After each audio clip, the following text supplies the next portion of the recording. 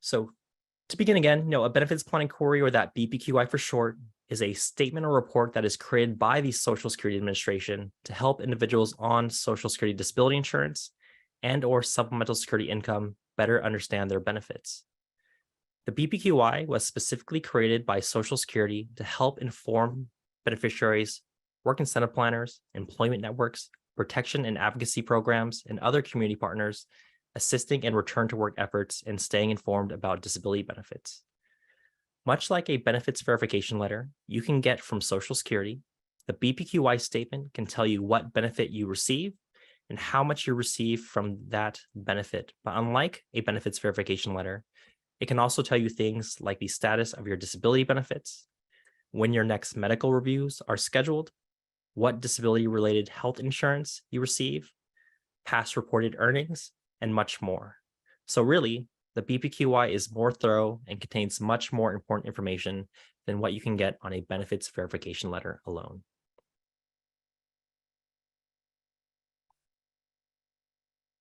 So who might want to get a benefits plan inquiry?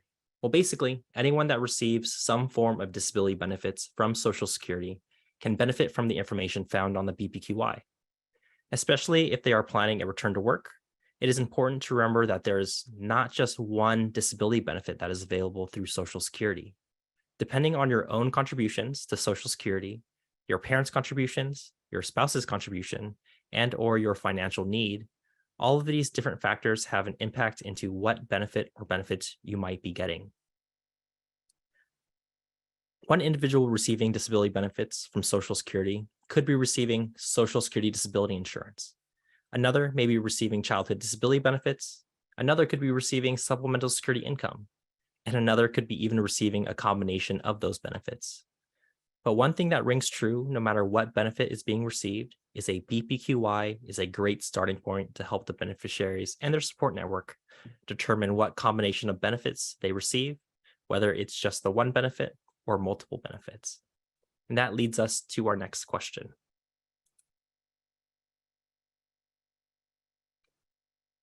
Why is all of this important? Since you are here in this webinar, it is highly likely that you or someone you know receives disability benefits and is interested in seeking employment and bettering their financial future. It can be daunting to take the next step towards employment when it's unclear as to how that might affect the vital benefits you receive. In the disability community, there are a lot of myths and misconceptions as to what will happen when a disability beneficiary goes to work. Many believe that you are not allowed to work if you are on disability benefits, or if you start working, you'll be cut from your health or cash benefits. The answers to these questions are not so cut and dry.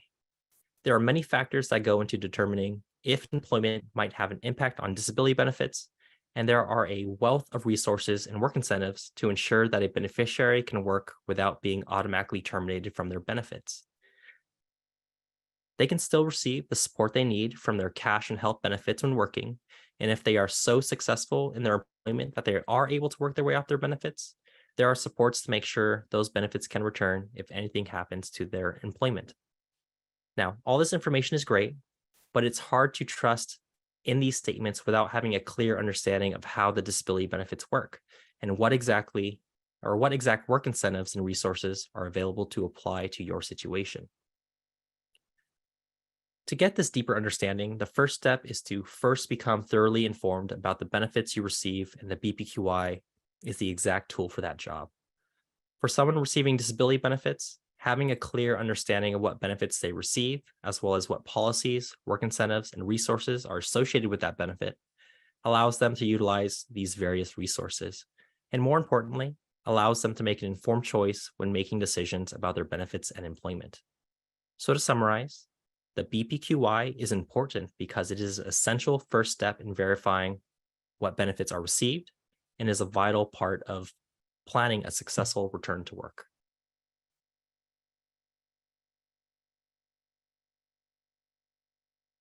Now that you know why the BPQI is such an important tool, how can you as a beneficiary or advocate get the BPQI from Social Security? Really, there are two relatively straightforward methods to getting the BPQI. First, the beneficiary can request the BPQI themselves by going to or contacting their local Social Security office. They can also contact Social Security's national helpline at 1-800-772-1213, and this is open from 8 a.m. to 7 p.m. Monday through Friday. There is also a teletypewriter or TTY and telecommunications device for the deaf TDD number that can be contacted at 1-800-325-0778. No matter which way the beneficiary chooses to request the BPQY, it is important that the beneficiary specify that the reason they are requesting the BPQY is part of their efforts to plan for a return to work or to maintain their employment. Now, if the beneficiary is unable to request the BPQY and needs assistance, a representative can request the BPQI on the consumer's behalf.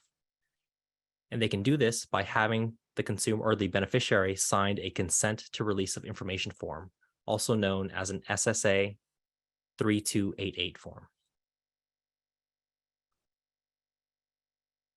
Julian, can I interrupt you? I am so sorry, but I'm getting a lot of requests for Elizabeth to turn on her camera. For some reason, a lot of our consumers or a lot of participants are unable to see her.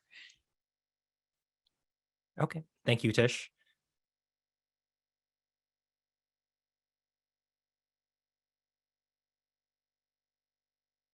Do you want me to pause for just a moment? I think that would be helpful. There we go. Now you're back, Elizabeth. Okay, perfect. Yes, this is the interpreter speaking. We're going to have to assign or let people know that there are 2 interpreters working today, and we're going to be switching every 15 minutes. The other interpreter's name, which you can find, is Hilda Colondres, also marked as ASL interpreter. And again, we will be switching every 15 minutes. Right now, Hilda is working, and we'll be switching again at the half hour. Thank you very much. So what I have here on the screen is a copy of the SSA 3288 form. So this is what a representative would need to fill out to request a benefits plan inquiry on the beneficiary's behalf. So when filling out this form, there's some important information that needs to be filled.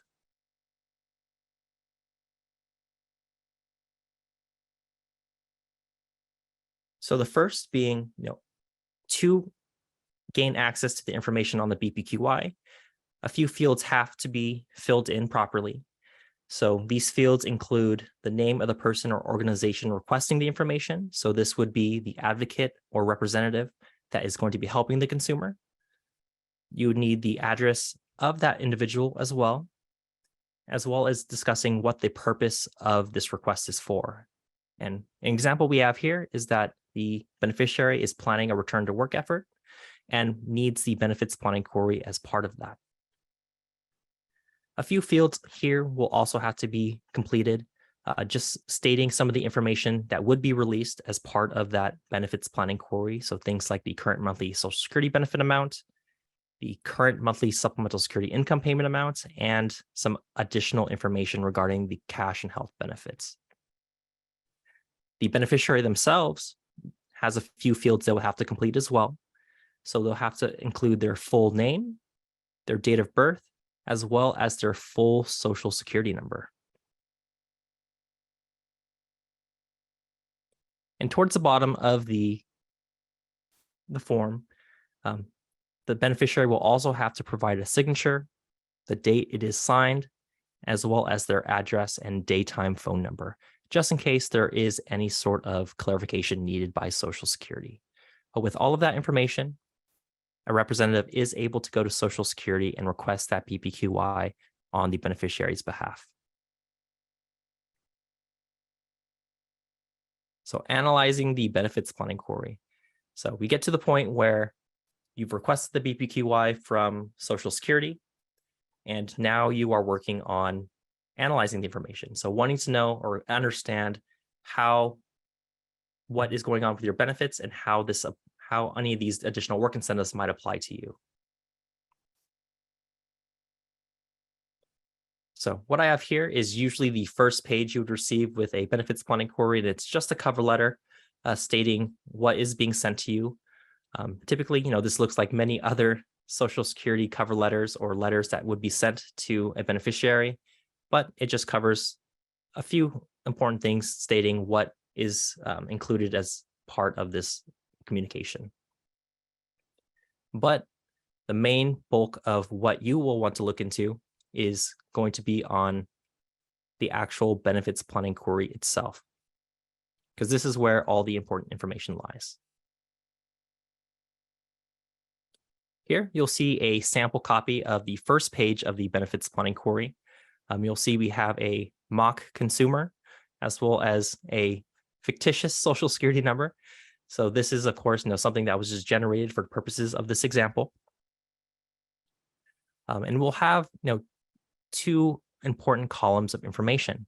The first being the Social Security disability insurance. The second being the supplemental security income. So the two different types of benefits provided by Social Security. When we take a closer look, we can see here we also have a list of information here of what you can draw from the benefits planning query. So we're going to start with the type of benefit. So one thing that I always thought was odd was that the Social Security disability insurance, although it is a disability benefit, isn't the only type of benefit that is listed here. When you look under the type of benefit, you are able to get different options of the type of benefit that is received. So what you see here is it is listing this beneficiary as a disabled worker. This means they've worked in the past, paid or earned credits under Social Security, and became eligible for a disability benefit based on their work record. And that is why they are considered a disabled worker and receive an SSDI, or that Social Security disability insurance benefit.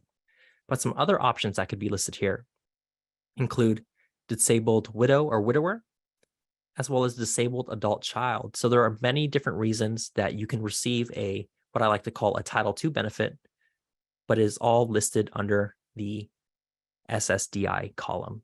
Now, the important thing to remember is each of these benefits, although they are all Title II benefits and share many work incentives, there are some important considerations that you should keep in mind depending on the type of benefit you receive. So that is why this section here is such an important bit of information to check on when you decide to make a return to work. On the SSI side, again, very important information. Here, it will let you know if you receive the SSI as a disabled individual, disabled child, or disabled spouse. And again, it will help clarify, why you receive a certain amount in SSI, as well as different considerations that you should take into play when planning a return to work. You'll also see here a current status. So this is the status of the actual benefit itself. Now, a couple options that could be listed here is, of course, current pay. So that means the beneficiary is receiving that cash benefit at this time. But some other options also include suspended or terminated benefits. Now, you may be asking, what is the difference between being suspended and being terminated? Well, with a suspended benefit, it means you're not receiving the cash portion of the benefit, but you are still technically on that disability benefit. So if anything in your situation changes, there's no need to have to reapply for benefits, and you'll be able to get that back as soon as those factors change. Now, if a benefit is terminated, in that case, you may need to reapply for benefits at that point, unless you have some additional work incentives that can help you get back onto your benefit in an expedited sense. We also have the statutory blindness row, which covers whether the beneficiary meets Social Security's definition of statutory blindness. Now, the reason why they make a distinction between this and any other disability is because there are special rules that apply to individuals that meet this definition of statutory blindness. Now, not everyone with a visual impairment will meet this listing. So it is important to, if you feel you do meet the definition of this and it is not stated on the BPQY, to follow up with Social Security and provide some additional information so you're able to get those additional work incentives that apply to individuals that meet this listing. The date of disability onset and the date of entitlement. These are two very important dates to keep in mind because one, the date of disability onset is when Social Security first determined, or the most recent determination, that you qualify for disability benefits. And the date of entitlement is the date that you actually start to begin to receive that benefit. And you'll notice on the SSDI column that there is about a 5-month difference, or technically a 6-month difference, between the date of disability onset and the date of entitlement. And that is just showing that from the date an individual is found to be eligible for the benefit, there is a 5-month wait period before they can actually start receiving that cash benefit. On the SSI side, you'll notice both the disability onset and the date of entitlement are on the same day, meaning if you qualify for SSI, that very same month, you're going to be able to receive that cash benefit. The reason why you want to keep an eye on the disability onset and entitlement date is because depending on when you start working, you'll want to know whether that employment might have any sort of impact on your benefits. We also have here the full and net amount. So this is the full amount is the amount that a beneficiary would receive before any deductions are taken. And the net amount is what is actually received. Now, the reason there's a distinction between this is because it wants to be able to show that, if there's any sort of reduction going on in your benefit, whether it's going towards paying for a Medicare healthcare premium, if it's going to pay towards an overpayment, or possibly a number of other reasons why there could be a reduction. But knowing why that reduction is there and being able to identify it is the first step into getting a resolution. Now, moving on to the bottom half of the benefits plan inquiry, we also have information on whether others are paid on this record, as well as the total family cash benefit. Others paid on this record basically just means if you have someone that is eligible for either retirement or Social Security disability insurance, and they have dependents that are eligible for a benefit, then in some instances, their family can receive benefits based on their work record. Now, in this example, no one else is paid on this beneficiary's work record. But if it were to say yes here, you could look at the total family cash benefit. And if you reduce what the beneficiary here receives, the remaining amount is what their family or eligible family members would be able to receive. So another really important consideration is it's not always just the beneficiary that might be affected by the primary beneficiary going to work, because there could be others receiving benefits based on that work record. So just another consideration to have, when deciding to have that return to work effort. We also have information on the overpayment balance as well as the monthly amount withheld. So if this individual had been overpaid in any months, you'll be able to identify what that total amount is for the time period that they were overpaid, as well as if any sort of repayment is being taken from their disability benefits. So you'll see here in this example that there is currently a $0 overpayment and nothing is being withheld. But if you do have someone with an overpayment, you could request the benefits plan inquiry to attain the information on how much they have, how much they owe, as well as how much is being reduced. And a great thing about knowing this information is, if you feel that the monthly amount being withheld is excessive or affects your ability to pay for your daily living expenses, you can negotiate with Social Security to have a smaller monthly payment.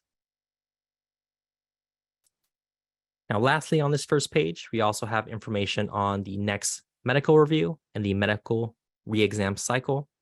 This just talks about how often Social Security will conduct medical continued disability reviews. You'll see here, depending on Social Security's initial disability determination, they can assign a re-exam cycle of anywhere from every year to every 7 years. And the great thing about the benefits plan inquiry is it will also include information about your next upcoming or assigned medical review. Now, one caveat I'll say to this is sometimes this information can be out of date. If someone there are a number of reasons why a medical review might not occur when it was supposed to. So this information may be out of date and would need to follow up with Social Security to verify, especially if the next medical review date is listed as being in the past. But it at least is a good starting point to kind of identify how often you'll be going through those medical reviews and when your next expected one would be scheduled for. And lastly, we have information on the representative payee and authorized representative. These are third parties, so individuals outside of the beneficiary that have some level of access to their disability benefits. A representative payee is someone that was assigned to the beneficiary to help them manage their benefit. So whether it's making any sort of changes to their living situation, if it's helping them report their wages to Social Security, whether it's helping them receive the actual cash payment, a representative payee is assigned to help you with that. An authorized representative, on the other hand, usually has more limited access to your benefits. An example of an authorized representative could be if you had a disability lawyer helping you with your initial application. They may have had you signed or make them an authorized representative so they're able to access your information and provide that assistance.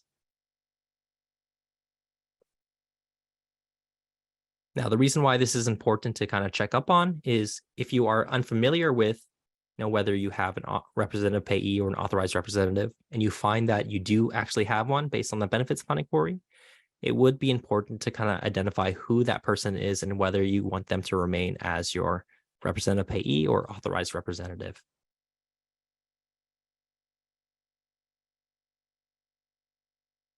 So now we move on to the second page of the benefits plan inquiry, and luckily the last page. Again, the BPQY is a wealth of information, but it is really a lot to go over. So I'll try to keep it as brief as possible. On the second page of the benefits plan inquiry, we get some additional information. The first page really focused on the cash benefits. Now, the second page will focus on things like your health benefits, as well as some various work incentives that may apply to your situation. So we'll see here, we cover two different types of health insurance, the first being Medicare and the second being Medicaid. Now, with Medicare, individuals receiving SSDI can receive Medicare after receiving 24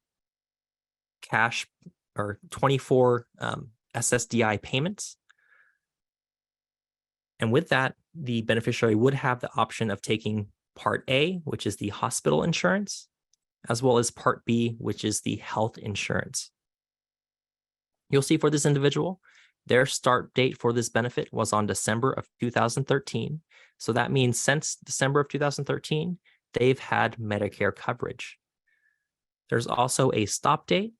If there's nothing listed here, that means they are currently receiving that Medicare benefit or continue to receive that Medicare benefit, and there is no end date in sight.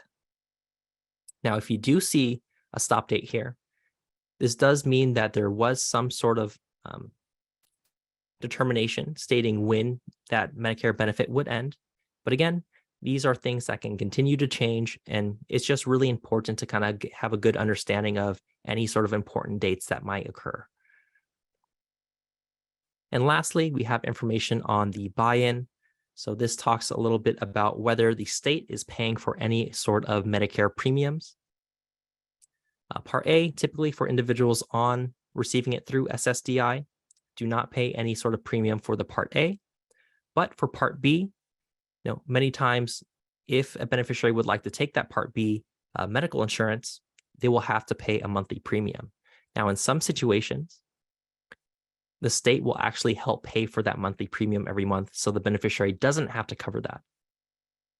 And you'll see here this individual had a Medicare Part B buy-in.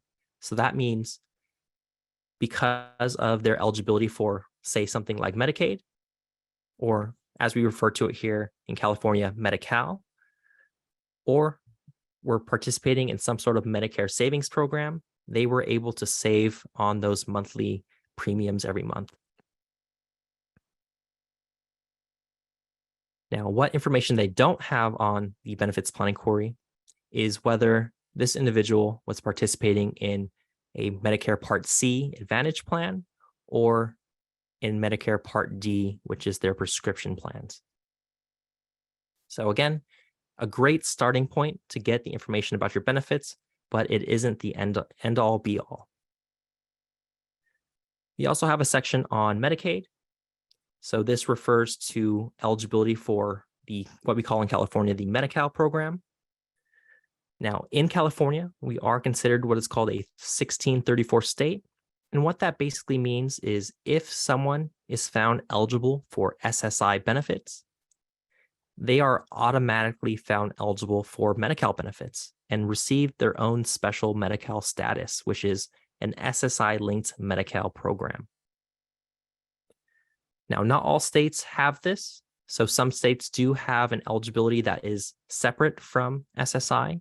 But here in California, if you are eligible for SSI, that very same month, you'll become eligible for Medi-Cal as well.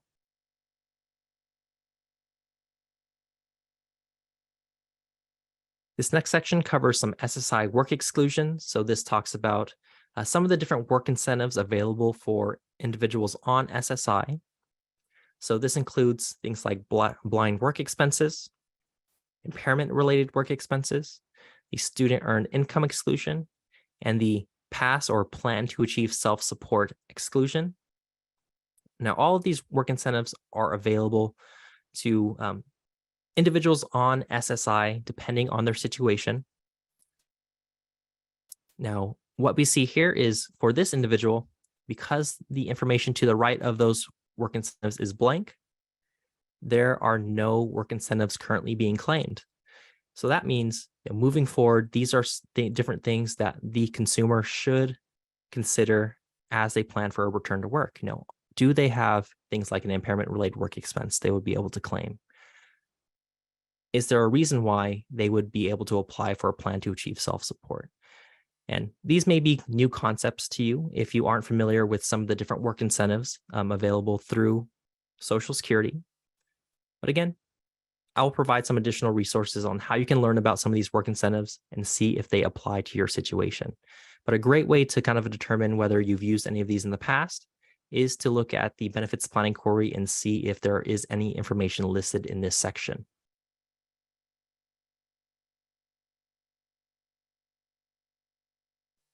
Now, on the bottom of the BPQY on the second page, we have some additional information about the SSDI work activity. So this relates to that first column we had talked about for the Social Security disability insurance.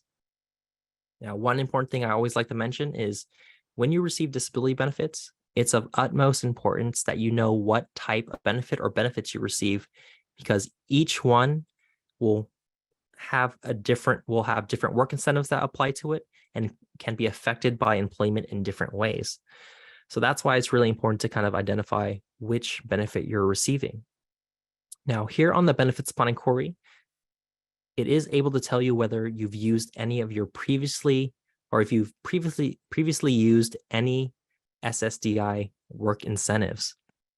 So the first work incentive listed here is requesting information on the trial work months. So this refers to the trial work period, which is an SSDI work incentive that allows a beneficiary 9 months where no matter how much they earn, they're going to be able to receive their full SSDI check. So even if they earned $10,000 in a month from employment, they're still going to receive their full SSDI check for those 9 months. Now you'll see with this individual, it will tell you, a start date, an end date, as well as how many months of those 9 months were used. So for this individual, they had a start date of January of 2023, where they used their first trial work period month. There is no end date because they didn't complete all 9 of those trial work period months, and it specifies exactly how many of those months were used. So if I was working with this beneficiary, I would let them know that, hey, you still have 8 more trial work period months to use, and you'll be able to receive your full SSDI check during that whole time. And that's a great way for the beneficiary, if they're unsure about working, to try out employment without having any impact on their benefit. So a really great bit of information to look into, if you receive, an SSDI benefit, a childhood disability benefit, or that CDB, or even a disabled widow or widower's benefit, because all of those benefits have these SSDI work incentives. It also lists another work incentive called the month of cessation. Again, this is there to help beneficiaries who are going to work keep their benefits for longer. And looking at the benefits plan inquiry will let you know whether these work incentives are still available. It also contains information about the current SGA level. So this is the amount Social Security uses to determine if someone's employment is considered substantial. For 2023, for an individual with a disability, that amount is $1,470. And if you meet Social Security's definition of statutory blindness, that SGA level actually increases. So that's why if you do have a visual impairment, it's important to see if you meet that definition. And lastly, in the SSDI work activity section is the last work review action. I think this should be considered the most important bit of information within this section. The reason being is when you're analyzing a benefits plan inquiry, you always want to look at when that last work review action had taken place. The reason being is any of this information listed here in the SSDI work activity section is only as up to date as that last work review action. So if, for example, the beneficiary who has this benefits plan inquiry, we know that they've used at least 2 trial work period months up till February 21st of 2023. Now, if they had any other employment after that date, that whether they've used a trial work period month may not have been updated. So again, another reason why you'd take this information, analyze it, and want to make sure to determine if additional information is needed. We also have a section on the demonstration project information. Typically, this will list as none. And it's really just special pilot programs that Social Security runs where they might adjust or alter the way a beneficiary's disability benefits might work. They use these demonstration projects to test whether they can improve employment outcomes for beneficiaries and are able to take small numbers of populations that agree to participate and see if they can get better employment outcomes based on changing some of the Social Security rules. If you do have something listed here, you always want to refer back to your representative at Social Security because some of the normal work incentives that may apply to most on disability benefits may not apply to you, and you may have some special rules that you must follow. Now, the last bit of information here on the benefits plan inquiry is going to be the SSI recorded earnings and the posted SSDI monthly earnings. Now, the reason why this information is important is because it shows you what wages have been reported to Social Security and what wages have been accepted by Social Security. So if you are reporting your wages to Social Security every month and they are putting it into their system, that information should update in this section. So if you've been working and haven't been reporting, both of these sections will be empty. And if you have been reporting and this section is empty, then that will prompt you to want to know that, hey, I've been reporting to Social Security. I don't see information here. I'm going to need to follow up to make sure they have been receiving those pay stubs. And again, in further webinars, we'll be covering how you can best report your wages to Social Security and make sure that information is getting in a timely manner.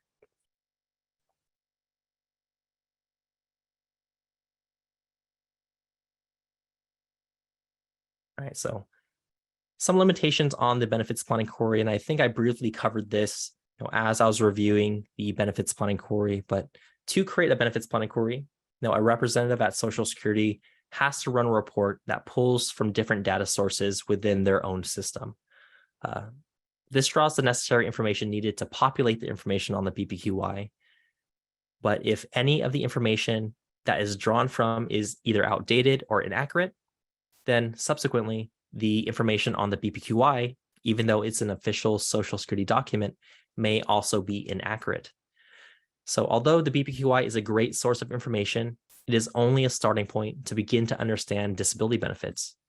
Now, sometimes more inquiries and research are needed to fully understand what is going on with a disability benefit. So this leads me to kind of my next point, that if you're planning a return to work or need to better understand your benefits to maintain your employment, I highly recommend working with a benefits planner to assist in the process of deciphering benefits information and identifying resources to help.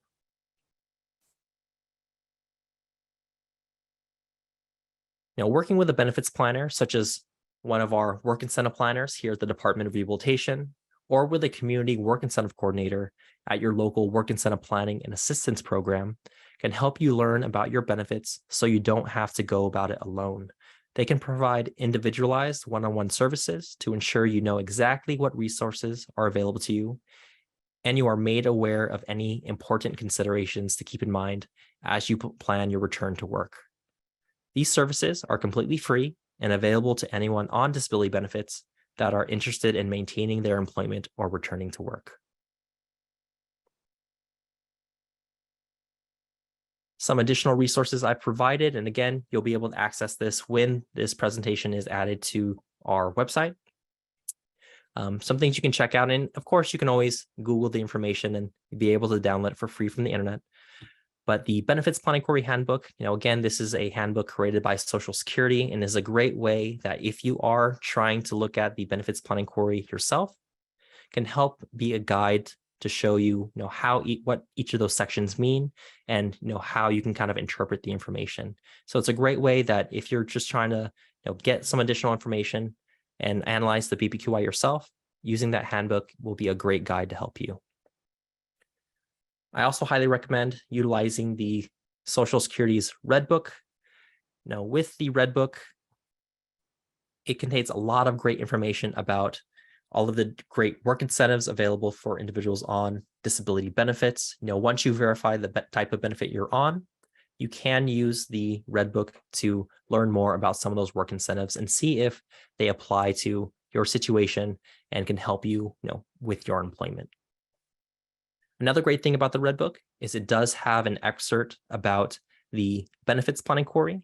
So if you are trying to request the benefits plan inquiry at your local Social Security office, a tip I have is you can bring in that Social Security Red Book with you, request the benefits plan inquiry, and show the Social Security representative the section on that benefits plan inquiry if they're having a difficult time understanding what type of information you're looking for. Having that Red Book with you is a great resource to show, to help you explain, what you're requesting, and can help the representative identify that as well. And the last thing, I always recommend this in every single webinar I do, is the Disability Benefits 101 website.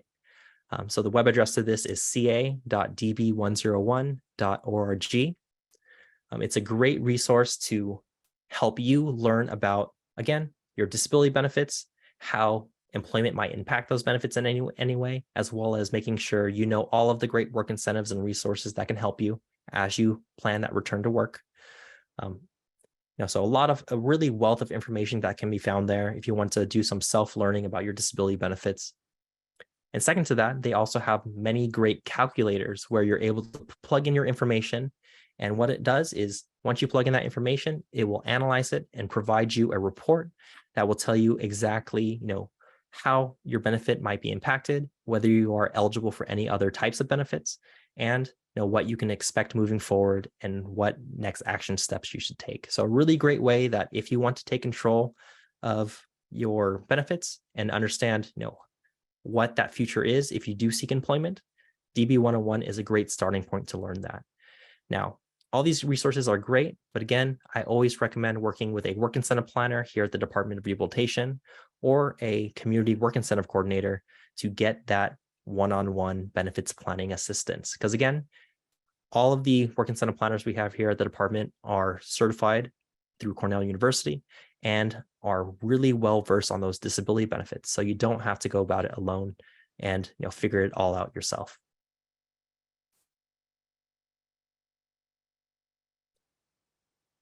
All right, so some final items I wanted to share is how to contact the Department of Rehabilitation. If you do have any sort of additional questions, following, of course, we'll have the brief Q&A section.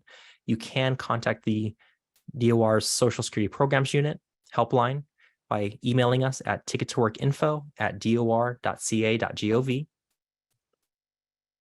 You can also visit our website for more information about upcoming webinars. You can sign up for our new monthly newsletter, which updates beneficiaries on different programs that they might benefit from. And you can learn more about work incentive planning services at the department by going to www.dor.ca.gov/home/SSA. And lastly, if you prefer to contact someone and speak to someone over the phone, we also have a toll-free number that you can call to get additional information about the services we provide here at the Department of Rehabilitation, or ask any sort of general questions you might have about your benefits or that Ticket to Work program. And that number is 866-449-2730.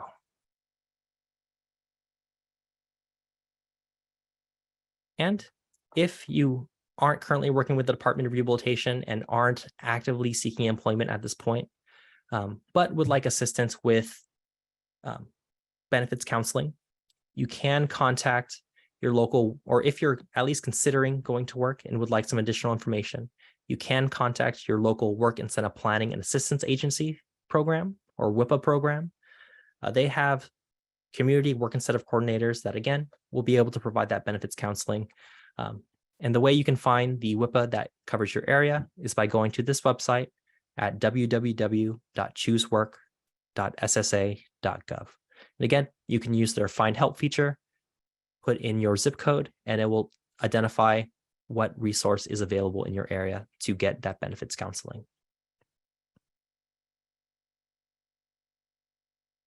All right, and with that, I wanted to go ahead and open it up to a Q&A. And I wanted to thank everyone for sticking with me through the technical difficulties. And I really appreciate all of you taking the time to be here today. So here's a good one. My BPQY does not correctly show disabled adult child or childhood disability benefits, nor does it show my SSI. Okay, so really great question. So I think I touched on this during the presentation as well, but with the benefits planning query, it is a really good starting point. But again, if there are errors in Social Security's system, then the information on the BPQI could also be incorrect. Now, the reason why it's a great starting point is because now that you've identified that some of that information is incorrect, you can now go back to Social Security and identify, why the information is listed as what it is. And sometimes it could just be, related to when it's drawing information, it's drawing information from maybe a parent or a spouse, and for some reason it's being populated into your BPQI. So it's a great way to get that initial clarification, and then again, following up with Social Security to get that corrected if there is a significant error. I qualify for both SSDI and SSI. Yeah, so that's the thing about disability benefits is you're not restricted to only receiving one. So in many instances, we have beneficiaries that will receive, both an SSDI or an SSI benefit. Others that could receive, an SSDI and a CDB benefit. So there's a multitude of combination of benefits that you can receive. And again, really great reason why to work with a work incentive planner, because they'll help you kind of identify what you currently receive and help break down how you're going to be able to manage those benefits. Because again, it can be very complicated when you receive those multiple benefits. Okay, one last question, Julian. Okay. My BPQY issued in March 2023 has last verified wages as of February 2020, and then After that, it shows as unverified, even though all my pay stubs have been submitted online. Really great question. So that's one reason why, since you requested the benefits plan inquiry and we're able to see that, hey, they're estimating my earnings and these aren't, whether they were higher or lower than what your actual earnings were, is a great way that you can say, hey, I saw that the wage information here was incorrect, and you're able to provide that additional pay stub information to Social Security to have that adjusted, and they will adjust your benefits accordingly depending on how under or over reported those earnings were. Okay, thank you, Julian. Julian, this is Brian. Hey, Brian. Hey, we're receiving a lot of really great questions related to individual situations, and could maybe you guide those people to the best resources to help them with their individual situations? Yeah, absolutely. So let me go ahead and go back 2 slides. So the 2 I want to show are the contacting the Department of Rehabilitation. So what you see here on the screen is a great way to at least reach out and identify whether this service would be right for you. Now, the Department of Rehabilitation, we are a vocational rehabilitation program. So if you are ready to seek employment or would like to receive services to help you reach an employment goal, you can absolutely apply for services through the department. And one of our services is actually work incentive planning. So we'll be able to work with you one-on-one, answer your specific questions about your benefits, and will help guide you to understanding, how that future employment could affect those benefits. Now, if you are, not wanting to work with the Department of Rehabilitation at this time, but you are, considering a return to work, another resource you can contact is your local work incentive planning and assistance program. Now, depending on where you live, the work incentive planning and assistance program can be different. So I highly recommend going to this website here, which is the www.choosework.ssa.gov, and use their Find Help tool to put in your zip code, and it will show you who to contact for that WIPA service. And again, these certified or community work incentive coordinators will be able to work with you one-on-one to show you exactly how employment could impact your benefits, as well as what resources are available to you. Some final information I wanted to share is, again, if you do have any questions about the Department of Rehabilitation Services, or you'd like to seek out different resources to help you identify resources in your community, you can email us at tickettoworkinfo@dor.ca.gov, or you can call us toll free at 866-449-2730.